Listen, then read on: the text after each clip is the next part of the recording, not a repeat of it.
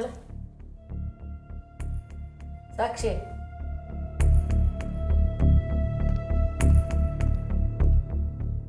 ಯಾಕೆ ಒಂಥರ ಇದೆಯಾ? ಏನಾಯ್ತು ನಿಂಗೆ? ಯಾಕೋಮ್ಮ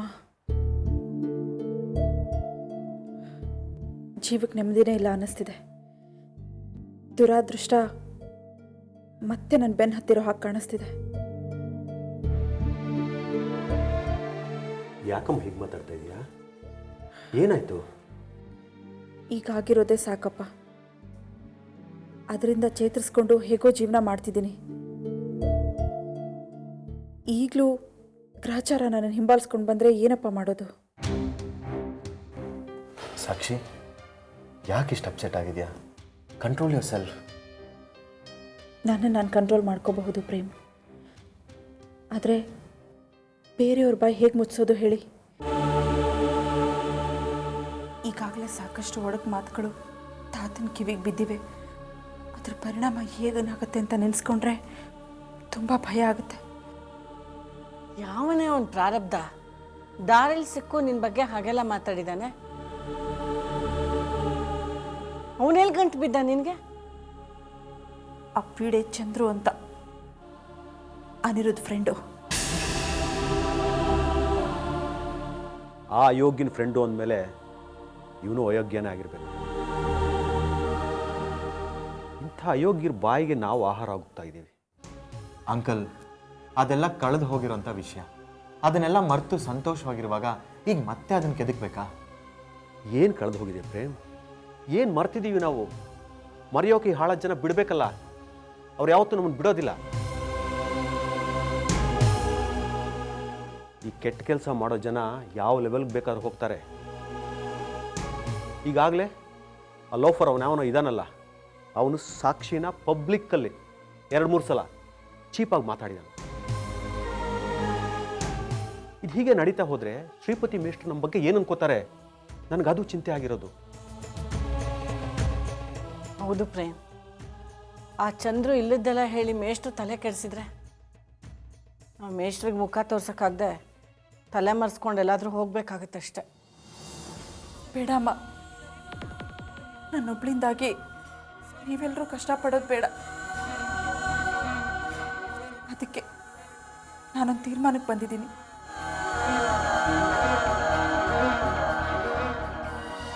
ಏನಂತ ಸಾಕ್ಷಿ? ಪ್ರೇಮ್, ಇನ್ನು ಯಾವ ವಿಷಯನೂ ತಾತನಿಂದ ಮುಚ್ಚಿಡೋದಕ್ಕೆ ನನ್ನ ಕೈಲಾಗ್ತಿಲ್ಲ. ತಾತನ ಮುಂದೆ ಪದೇ ಪದೇ ನನ್ನ ತೇಜೋವಧೆ ಆಗ್ತಾ ಇದೆ. ಅದರಿಂದಾಗಿ ನಾನು ಚಿತ್ರಹಿಂಸೆ ಅನುಭವಿಸ್ತಾ ಇದ್ದೀನಿ. ನಾನೊಬ್ಬ ಮೋಸಗಾತಿಯಾಗಿ ನಿಮ್ಮೆಲ್ರಿಗೂ ವಂಚನೆ ಮಾಡ್ತಿದ್ದೀನಿ ಅನ್ನೋ ಹಾಗೆ ಮತ್ತೆ ಮತ್ತೆ ಆ ಚಂದ್ರು ಬಂದು ಮಾತಾಡ್ತಿದ್ದಾನೆ. ಅದಕ್ಕೆ ನಾನೊಬ್ಬ ನಡತೆ ಕೆಟ್ಟೋಳು ಅಂತ ತಾತ ನನ್ನನ್ನು ತಪ್ಪು ತಿಳ್ಕೊಳ್ಳೋದಕ್ಕೆ ಮುಂಚೆ ನಾನು ಇವ್ರಿಗೆಲ್ಲ ನಿಜಾನೂ ಹೇಳ್ಬಿಡ್ತೀನಿ.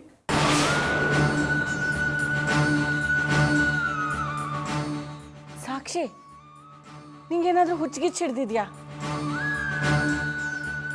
ಇಲ್ವೇ, ನೀನು ಅನುರುದ್ಧಿಂದ ಮೋಸ ಹೋಗಿರೋದು, ನಿನ್ನ ಹೊಟ್ಟೆಲಿರೋ ಮಗುಗೆ ಪ್ರೇಮ್ ತಂದೆ ಆಗೋದಕ್ಕೆ ಒಪ್ಕೊಂಡಿರೋದು, ನೀವಿಬ್ಬರು ಗಂಡ ಹೆಂಡತಿ ಥರ ನಾಟಕ ಆಡ್ತಿರೋದು, ಇದನ್ನೆಲ್ಲ ಮೇಷ್ಟ್ರಿಗೆ ಹೇಗೆ ಹೇಳ್ತೀಯಾ?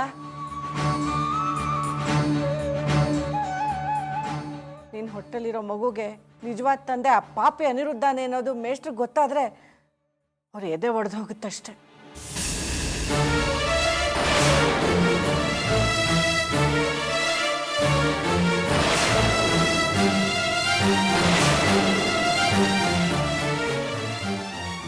ಹೌದು ಸಾಕ್ಷಿ, ಅವನ್ಯಾರೋ ಲೋಫರು ರಸ್ತೆಯಲ್ಲಿ ನಿನ್ನ ಬಗ್ಗೆ ಚೀಪಾಗಿ ಮಾತಾಡ್ದ ಅಂದಾಗಲೇ ಮೇಷ್ಟ್ರು ಎಷ್ಟು ಅಪ್ಸೆಟ್ ಆಗಿದೆ.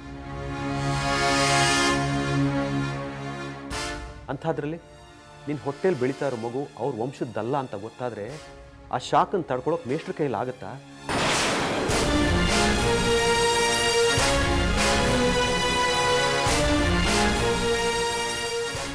ಅದರಿಂದಾಗ ಮೇಷ್ಟ್ರಿಗೆ ಏನಾದರೂ ಹೆಚ್ಚು ಕಡಿಮೆ ಆದರೆ ಆ ಗಿಲ್ಟ್ನ ನಾವು ಜೀವನ ಪೂರ್ತಿ ಹೊತ್ಕೊಂಡು ಓಡಾಡಬೇಕಾಗತ್ತೆ. ಅಂಕಲ್ ಹೇಳ್ತಿರೋದು ನಿಜ ಸಾಕ್ಷಿ. ಈಗ ಹಳೆ ವಿಷಯ ಎಲ್ಲ ಸುಟ್ಟು ಬೂದಿ ಆಗೋಗಿದೆ. ಯಾರೋ ಗಾಳಿ ಸುದ್ದಿ ಹಬ್ಬಿಸಿ ಅದನ್ನು ಕೆದಕ್ತಿದ್ದಾರೆ ಅಂತ ನಾವು ಅದಕ್ಕೆ ಕಿಡಿ ಹಚ್ಚಕ್ಕೆ ಹೋದರೆ ಅದು ಬೆಂಕಿಯಾಗಿ ನಮ್ಮನ್ನೇ ಸುಟ್ಟು ಹಾಕ್ಬಿಡುತ್ತೆ.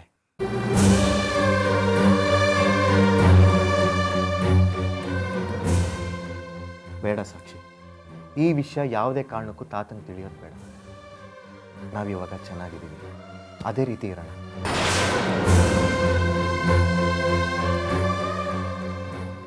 ಮತ್ತೆ ತಾತ ಕೇಳಿದ್ರೆ? ತಾತಂಗೆ ನಾನೇನಾದರೂ ಹೇಳಿ ಕನ್ವಿನ್ಸ್ ಮಾಡ್ತೀನಿ. ಯಾವುದೇ ಕಾರಣಕ್ಕೂ ಈ ವಿಷಯ ಹೊರಗಡೆ ಬರೋದು ಬೇಡ.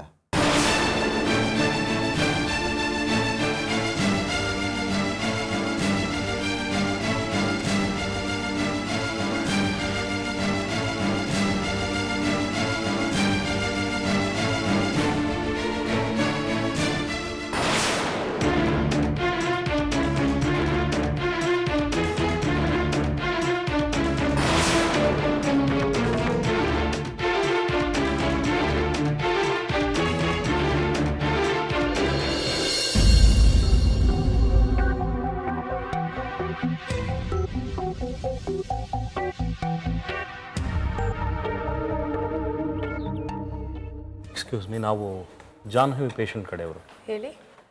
ಇಲ್ಲ, ಡಾಕ್ಟ್ರು ಡಿಸ್ಚಾರ್ಜಿಗೆ ಬರ್ತಿದ್ರು, ಅದಕ್ಕೋಸ್ಕರ ಎಷ್ಟಾಗಿದೆ ಅಂತ ನೋಡಿದ್ರೆ ಪೇ ಮಾಡಿ ಡಿಸ್ಚಾರ್ಜ್ ಮಾಡಿಸ್ಕೊಂಡು ಕರ್ಕೊಂಡು ಹೋಗ್ತೀವಿ. ಓಕೆ, ಒಂದು ನಿಮಿಷ. ಇಲ್ಲ ಸರ್, ಡಿಸ್ಚಾರ್ಜ್ ಆಗಿದೆ.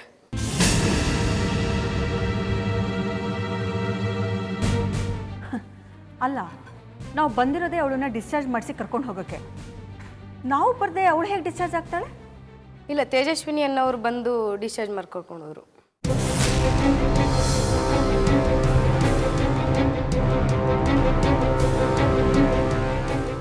ತೇಜಸ್ವಿನಿನಾ? ಹೌದು ಸರ್, ತೇಜಸ್ವಿನಿ ಅವರು ಈಗ ತಾನೇ ಬಂದು ಡಿಸ್ಚಾರ್ಜ್ ಮಾಡಿ ಕರ್ಕೊಂಡು ಹೋದರು. ಓಹ್, ಸರಿಮ್ಮ, ಥ್ಯಾಂಕ್ಸ್.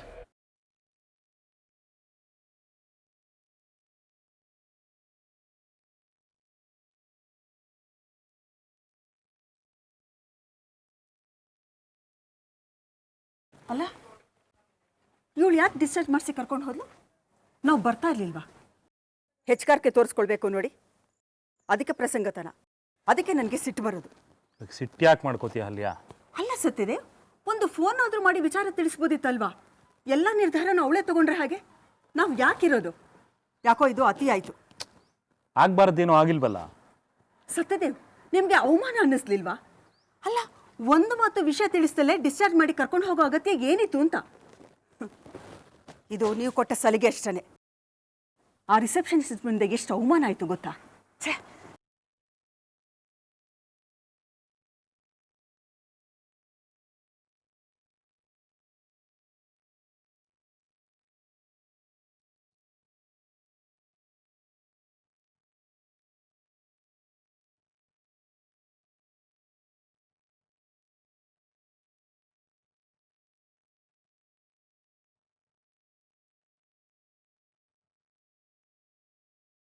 ಜಾನು, ನಿಧಾನ.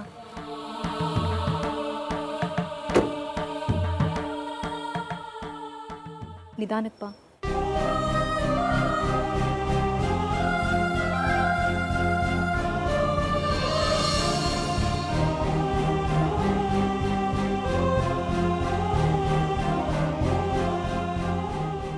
ನಿಧಾನಕ್ಕೆ ಬಿಡ್ಲತ್ತು. ವೆಲ್ಕಮ್ ಜಾನು. ಇನ್ನೆಲ್ಲ ಒಳ್ಳೇದಾಗುತ್ತೆ. ನಡೆದಿದ್ದೆಲ್ಲ ಮರೆತು ಮನೆಗೆ ಬಾ.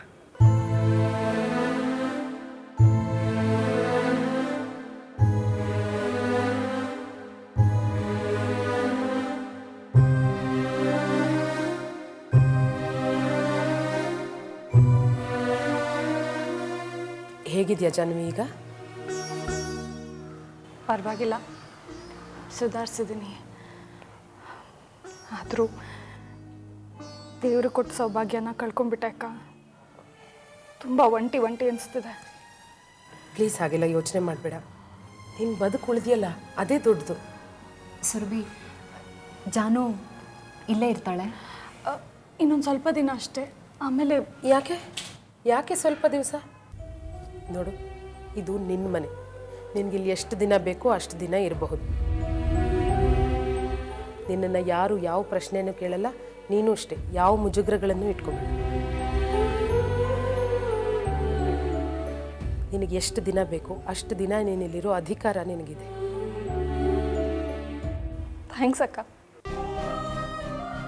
ನೋಡು, ನಿನಗೇನು ಬೇಕು ಕೇಳು, ಯಾವ ಸಂಕೋಚನೂ ಮಾಡ್ಕೋಬೇಡ, ನಾನೆಲ್ಲ ಮಾಡಿಕೊಡ್ತೀನಿ. ಡಾಕ್ಟ್ರು ನಿನಗಿನ್ನೂ ರೆಸ್ಟ್ ತೊಗೋಬೇಕು ಅಂತ ಹೇಳಿದ್ದಾರೆ. ನಿನಗೆ ಬೇಜಾರಾಗ್ದಾಗ ನೋಡ್ಕೊಳ್ಳೋಕ್ಕೆ ತೇಜು ಇದ್ದೇ ಇದ್ದಾಳೆ. ಇಷ್ಟು ಪ್ರೀತಿ ತೋರಿಸ್ತಾ ಇದ್ದೀರಲ್ಲ, ಸಾಕು. ತಾಳು, ನಿಂಗೆ ಕುಡಿಯೋಕ್ಕೆ ಹಾಲು ತೊಗೊಂಡು ಬರ್ತೀನಿ.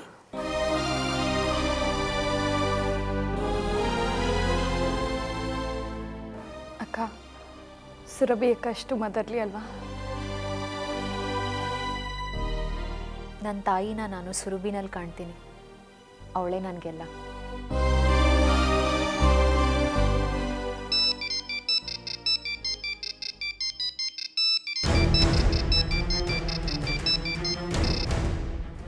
ಯಾರ್ದಕ್ಕ ಫೋನು? ಇನ್ಯಾರು? ಮಾವ ಹಾಸ್ಪಿಟ್ಲಿಗೆ ಹೋಗಿರ್ತಾರೆ ಅನ್ಸುತ್ತೆ, ಅವರೇ ಮಾಡ್ತಿದ್ದಾರೆ. ಹೇಳಿ ಮಾವ. ತೇಜು, ಜಾಹ್ನವಿನ ಡಿಸ್ಚಾರ್ಜ್ ಮಾಡಿ ಕರ್ಕೊಂಡು ಹೋದ್ಯಾ ನೀನು? ಹೌದು ಮಾವ, ಡಾಕ್ಟ್ರು ಡಿಸ್ಚಾರ್ಜಿಗೆ ಬರೆದಿದ್ರಲ್ಲ, ಜಾನುಗೆ ಅಲ್ಲೇ ಇರೋದಕ್ಕೆ ಮನಸ್ಸಾಗಲಿಲ್ಲ. ನಿಮಗೆ ಕಾಯ್ತಾ ಇದ್ರೆ ಲೇಟ್ ಆಗತ್ತೆ ಅಂತ ಡಿಸ್ಚಾರ್ಜ್ ಮಾಡಿಸ್ಬಿಟ್ಟೆ. ಓ ಹೌದಾ? ಇಲ್ಲ ಮಗು, ನಾವು ಹಾಸ್ಪಿಟ್ಲಿಗೆ ಬಂದಿದ್ವಿ. ಜಾಹ್ನವಿ ಕಂಡಿಲ್ಲಲ್ಲ, ಸ್ವಲ್ಪ ಗಾಬರಿ ಆಯಿತು. ಮನೆ ಹತ್ರ ಹೋದ್ರಿ ತಾನೇ? ಹಾಂ ಮಾವ, ಮನೆಯಲ್ಲೇ ಇದ್ದೀವಿ. ಓ ವೆರಿ ಗುಡ್ ವೆರಿ ಗುಡ್. ಇನ್ನೊಂದು 10 ನಿಮಿಷ ಕೂಸು, ನಾವು ಅಲ್ಲೇ ಬರ್ತೀವಿ. ನಮ್ಮ ಮನೆಗೆ ತಾನೇ ಹೋಗಿರೋದು? ಮಾವ, ಅದು ನಮ್ಮ ಮನೆಯಲ್ಲಿದ್ದೀವಿ. ಅರ್ಥ ಆಗಲಿಲ್ಲ ಕೂಸು. ಸುರಭಿ ಮನೆ ಮಾವ. ಏನು? ಜಾಹ್ನವಿನ ಸುರಭಿ ಮನೆ ಕರ್ಕೊಂಡೋದ್ಯಾ?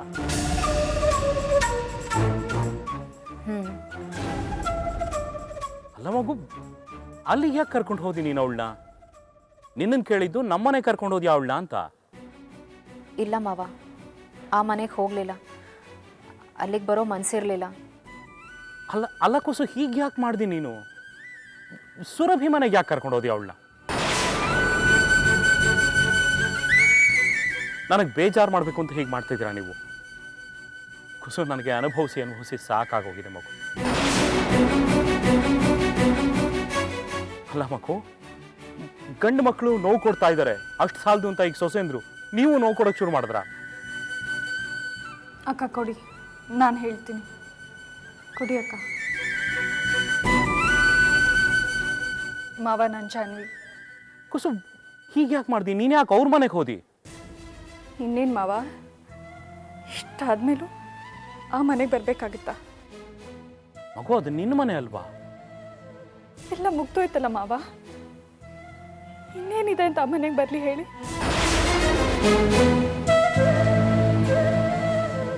ಹೊಟ್ಟೆಯವ್ರಿ ಅಲ್ವಾ? ನಾನೇನು ಯಾವತ್ತೂ ತಾಯಿ ಆಗಲ್ಲ. ಇಷ್ಟೆಲ್ಲ ನೋವು ಇಟ್ಕೊಂಡು ಮತ್ತೆ ಆ ಮನೆಗೆ ಬರಲ್ಲ? ಅಲ್ಲ ಅಲ್ಲ ಪುಟ್ಟ, ಪ್ಲೀಸ್ ಮಾವ, ಸುರ್ಭಿ ಅಕ್ಕನ ಮನೆಗೆ ಬರಬೇಕು ಅನ್ನೋದು ನನ್ನ ನಿರ್ಧಾರ. ನಾನೇ ತೇಜು ಅಕ್ಕಂಗೆ ಹೇಳಿದ್ದು. ಅವರಿಗೇನು ಅನ್ಬೇಡಿ. ಅದು ಸರಿ ಮಗು, ನೀನು. ಸಾರಿ ಮಾವ, ನಾನಿನ್ ಮನೆಗೆ ಬರೋದಿಲ್ಲ. ಸಾರಿ ಮಗು. ಪುಟ್ಟ,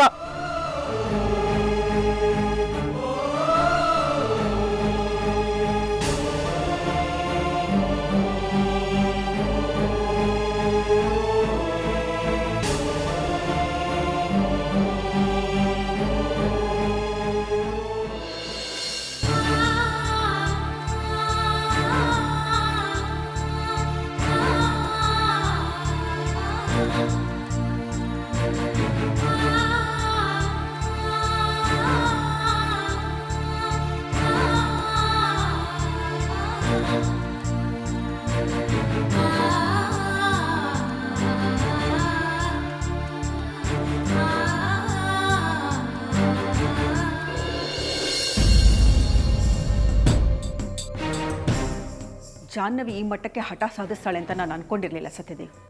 ಯಾವಳ್ದೋ ಮನೆಗೆ ಹೋಗಿರೋದು ಅಂತಂದ್ರೆ ಏನರ್ಥ? ನಮ್ಗೆ ಅವಮಾನ ಆಗೋದಿಲ್ವಾ?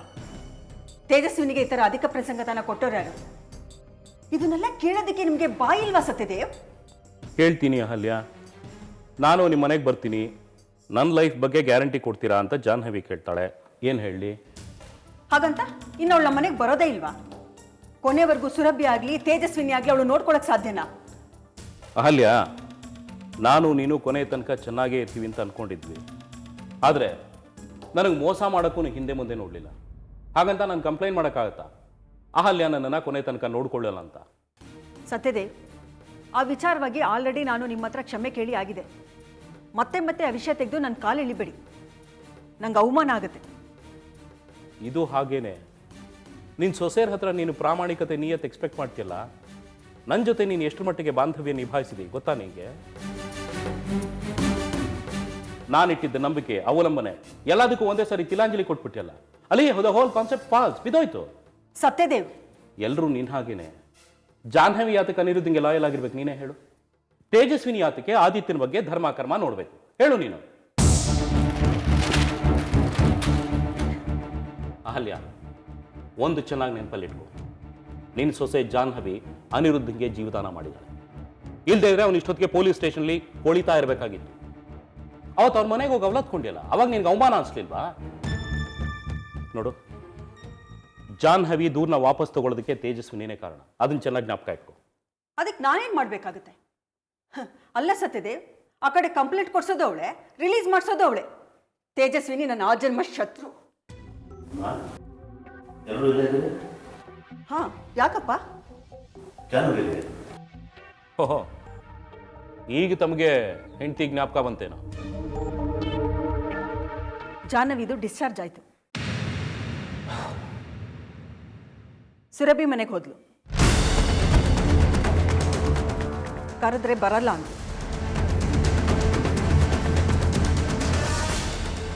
ಆ ತೇಜಸ್ವಿನಿ ಅಧಿಕ ಪ್ರಸಂಗತನ ತೋರಿಸಿ ಜಾನುನ ಸುರಭಿ ಮನೆಗೆ ಕರ್ಕೊಂಡು ಹೋದ್ಲು.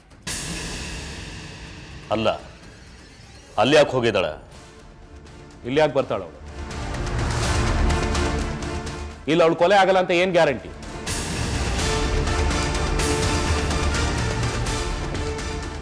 ನನಗಂತೂ ಅವಳ ಜೀವದ ಬಗ್ಗೆ ಗ್ಯಾರಂಟಿ ಕೊಡೋಕ್ಕಾಗಲಿಲ್ಲ.